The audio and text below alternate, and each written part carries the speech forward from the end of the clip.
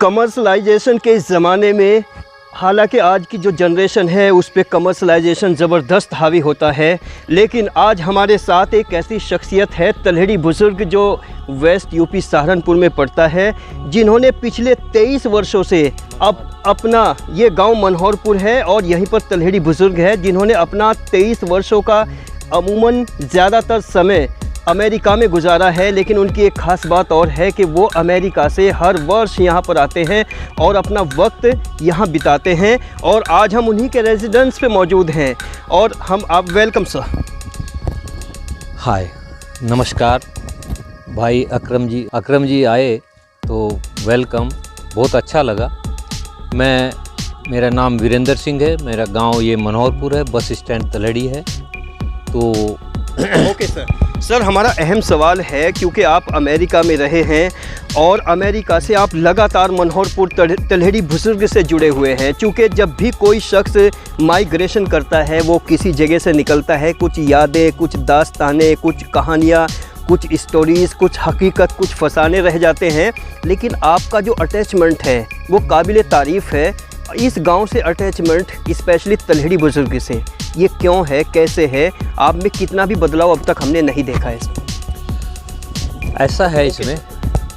ऐसा है हम लोगों को हमारे फादर वगैरह ने ऐसे संस्कार दिए हैं, यहाँ से अपनी धरती से, अपने गांव से, अपने जितने भी रिलेटिव्स हैं, अपने समाज के, अपने आसपास के इलाके के, तो उनसे हम लोग बहुत जुड़े हुए हैं। हम लोगों का यहाँ खेती बाड़ी का काम है।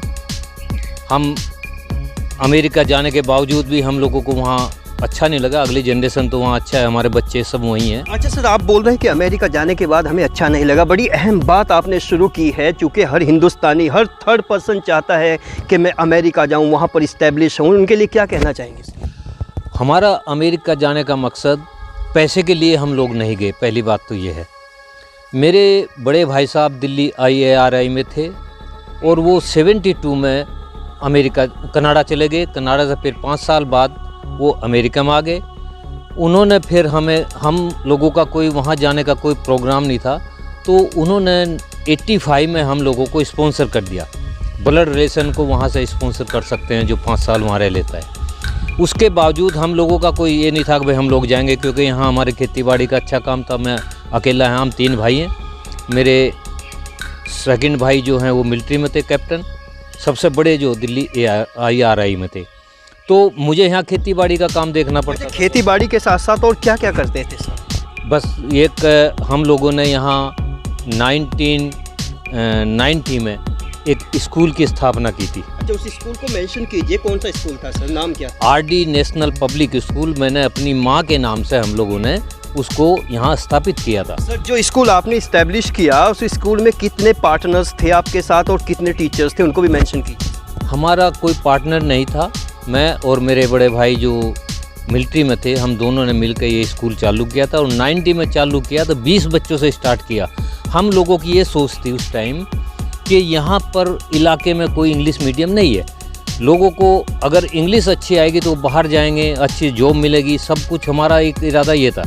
हम लोगों ने नो लॉस नो प्रॉफिट पे वो स्कूल को शुरू किया। 20 बच्चों से हमने स्टार्ट किया और 20 बच्चे के बाद में वो इतनी हमारे पहचान बनी, पब्लिसिटी मिली। यहाँ इलाके में कोई स्कूल नहीं था उसके हमारे के बराबर। उसके बावजूद हमें क्या हुआ कि वो बच्चे बढ़ते गए तो बिल्डिंग छोटी पड़ती गई। 1200 बच्चों के लगभग वहाँ हो गए। फिर हमने उसको 8वीं तक करके उसके बाद हाई स्कूल, इंटर, उसकी प्राइवेट उनको दिलवाते रहे। आपने एक अच्छा सेटअप तैयार कर दिया जी, फिर आपने उसको छोड़ के आप अमेरिका चले गए। हाँ, हमने जब 97 में हम लोगों को वहाँ जाने का मौका मिला तो उस टाइम हमें ये देखा कि भाई इसकी जिम्मेदारी हम किसको दें। तो हमें एक यहाँ नागल में एक शिवानी जैन थी, वो टीचिंग ही करती थी वहाँ एक स्कूल में। तो हमने उससे कहा भाई देखो, अगर आप आ सकते हो, इसको संभाल सकते हो, चला सकते हो तो आ जाओ। तो वो यहाँ आ गई और उसको हमने फिर इसको कोई हमने पैसा नहीं लिया, सिर्फ यही कि भाई तुम एक अपनी हमारी मदर के नाम से चल रहा है। हाँ, ट्रस्ट किया और उसको ये कह के कि भाई किसी तरह हमारी एक पहचान बने, उसको चलाते रहे। अपने साथ आपने हाँ, जोड़ लिया। कभी हमने उससे ये पैसा नहीं लिया, कोई किसी तरह का वहाँ नहीं, बिल्डिंग हमारी थी तो कोई प्रॉफिट की बात नहीं, कोई पैसा नहीं लेना, फ्री में हमने उसको चलाने के लिए दिया। उसके बावजूद अभी 2016 में उसने हमें एक बहुत बड़ा धोखा दिया और हमारे बाद में हम लोग वहाँ रहते हैं तो हमारे पीछे जब मैं आया यहाँ 16 में तो पता चला कि स्कूल ही गायब होगा, सब फर्नीचर, किताबें, सब कुछ यहाँ से गायब करके और एक किराए की बिल्डिंग में। जैसे इतना जो पीरियड था कि आपकी कनेक्टिविटी नहीं रही, आप लगातार वॉच अमेरिका से नहीं करते रहे सर बैठे बैठे? हाँ, मैं हर साल आता था और मेरी एक ऐसी आदत थी जब से ही 97 में हम लोग गए तो उसके आने के बाद हम जब थोड़े बच्चे होते थे, 50 बच्चे 60 बच्चे से आते रहे, तो मेरा एक वो था वहाँ से एक ऐसी आदत थी कि सब बच्चों के लिए, छोटे बच्चे होते थे, एक कैंडी, एक पेंसिल, एक टॉय, मैं एवरी ईयर आता था और उन बच्चों को देता था। बच्चे जैसे ही दिवाली आती थी बच्चे एकदम याद करते थे बड़े सर नहीं आए, बड़े सर नहीं आए, क्योंकि उनको एक छोटी सी 5 पैसे की कैंडी होती। यानी आप लगातार वहाँ पर जुड़े रहे, वहाँ आते रहे। अभी आपने अपनी बातचीत में मेंशन किया है कि शिवानी जैन ने हमें धोखा दिया है, वो धोखा किस तरह से दिया है सर? धोखा ऐसे दिया कि हम 2 साल पहले हमने जब उसको 1200 बच्चे हो गए, हमने ये कहा कि देखो ऐसा करो भाई, अब बिल्डिंग छोटी पड़ रही तो बिल्डिंग बना लो, आप, मुझे नहीं पैसा चाहिए, आप जो इसकी कमाई है इसी से एक बिल्डिंग डेवलप करो। लेकिन उसको ये लगा कि ये तो अब जो एक्टिव हो गए, हिसाब लेंगे, तो हमारे बाद में उसने उसी टाइम से उसके मन में वो आ गया। 2 साल से हम लोगों को दूसरा आदमी कोई नहीं मिला, मगर ऐसा हम उम्मीद भी नहीं थी जितना उसने बुरा किया हमारे साथ। अच्छा, ये शिवानी जैन अब कहाँ है, कैसे है, आपके अलावा कहाँ कोई इंस्टीट्यूशन चलाती है, थोड़ा सा ये बताइए सर। अब इसने क्या किया, शिवानी जैन ने RD के नाम से ही एक दूसरा, जहाँ किराए की बिल्डिंग में RD नेशनल के नाम से ही, फुल फॉर्म क्या है सर?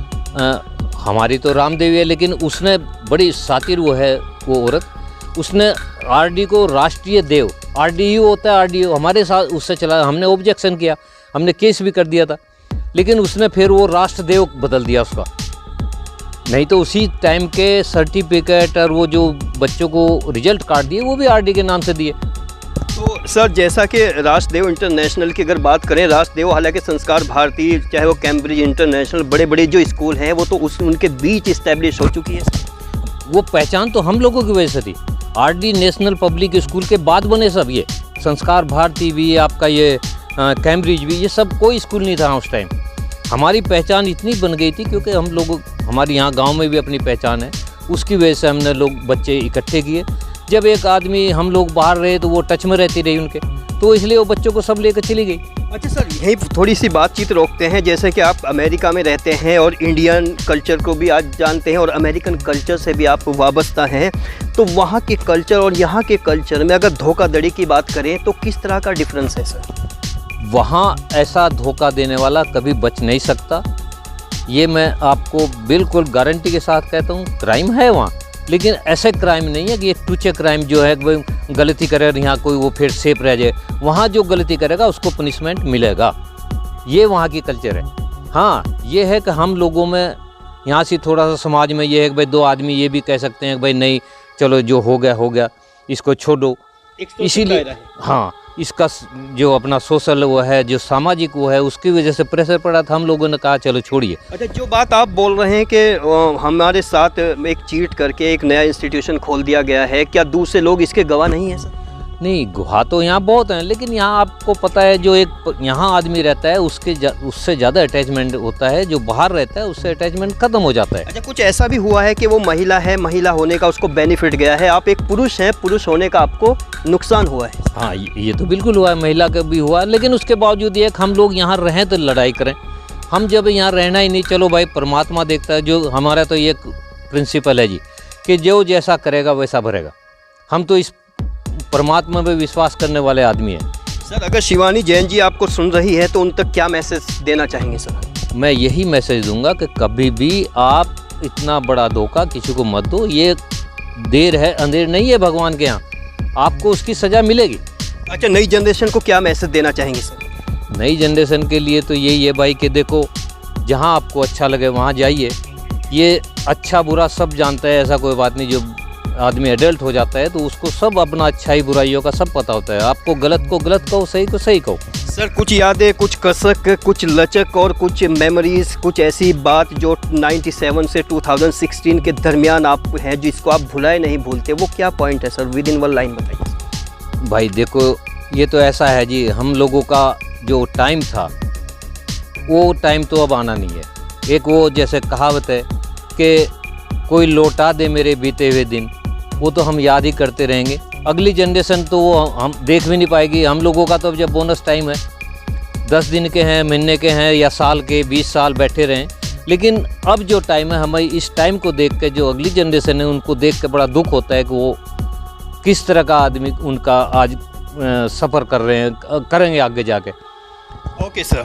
और ये थे चौधरी वीरेंद्र सिंह जी जो अमेरिका में रहते हैं और अपने गांव मनोहरपुर से लगातार जुड़े हुए हैं, और यहाँ पर तलहड़ी बुजुर्ग से भी उनका गहरा वास्ता है। उन्होंने अपनी कुछ दास्ता और कुछ कसक और कुछ धनक और खनक के साथ यहाँ पर बयां की है। हम अपने दर्शकों को बता दें कि चौधरी वीरेंद्र सिंह की एक खास बात इस गुफ्तगू में रही है।